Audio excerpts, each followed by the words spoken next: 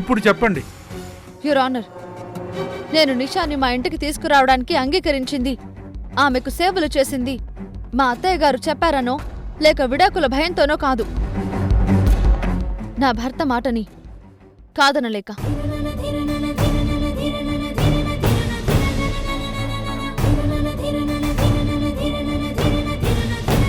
జరిగిన తప్పుకి ప్రాయశ్చిత్తం కావాలని నా లోపలున్న బాధను దిగమింగుకుంటూ నా బిడ్డ కోసం సేవలు చేశాను.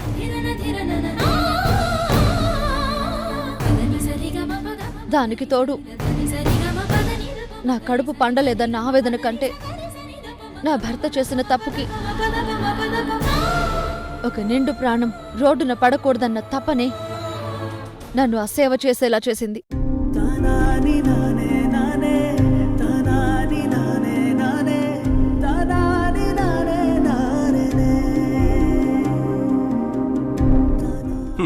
అద్భుతంగా నటిస్తున్నారు ఉషా గారు. చూడండి యువర్ ఆనర్, మొదట్లో బిడ్డ కోసం సరే అన్న ఉషా ఆ తర్వాత కట్టుకున్న భర్త అత్తయ్య కలిసి తనను బయటకు సాగనంపడానికి ప్లాన్ చేస్తున్నారని గ్రహించింది.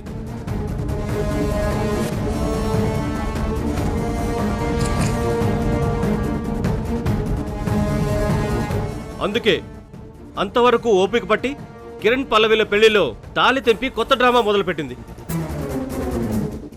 అందులో ఏ ఒక్కటి నిజం కాదు. అసలు ఆయన చెప్తున్న మాటల్లో కొంచెం కూడా నిజం లేదు.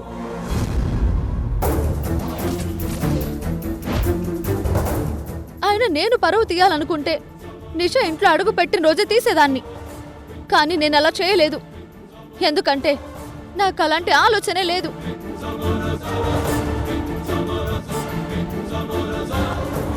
అంతేకాకుండా తాళి తెంపడం అనేది నా ఆత్మగౌరవానికి సంబంధించిన విషయం. అలాంటిది నేను డ్రామాలాడి నా గౌరవాన్ని పోగొట్టుకోవాలని ఎందుకు అనుకుంటాను? ఈ ప్రపంచంలో ఏ ఆడపిల్ల అయినా సరే కట్టుకున్న భర్త ఇంకో ఆడపిల్లను ఇంటికి తీసుకొస్తే భరిస్తుందా? ఏ భార్య అయినా తన సవతిని తన ఇంట్లోకి ఆహ్వానిస్తుందా? సేవలు చేస్తుందా? నేను భరించాను. ఎందుకంటే నా భర్తని నేను అంత ప్రేమించాను కాబట్టి.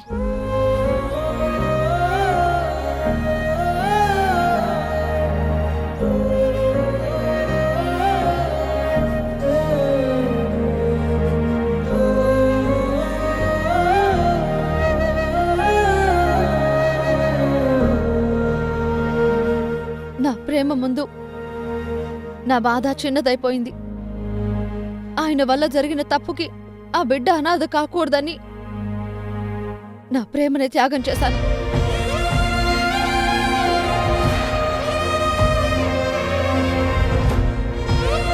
ఇన్ని చెప్తున్నారు సరే, మీ వారి మీద మీకు అపారమైన నమ్మకం ఉంటే అసలు నిషా కడుపులో ఉన్నది మీ వారి బిడ్డే అని ఎప్పుడైనా DNA టెస్ట్ చేయమని అడిగారా?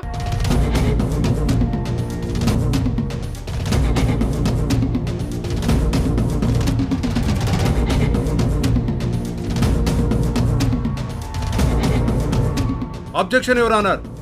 పిటిషనర్ గారు అడుగుతున్న ప్రశ్న కేవలం అసంబద్ధం మాత్రమే కాదు, ఒక ఇల్లాలు తన భర్త మీద పెట్టుకున్న నమ్మకాన్ని అవమానించడమే.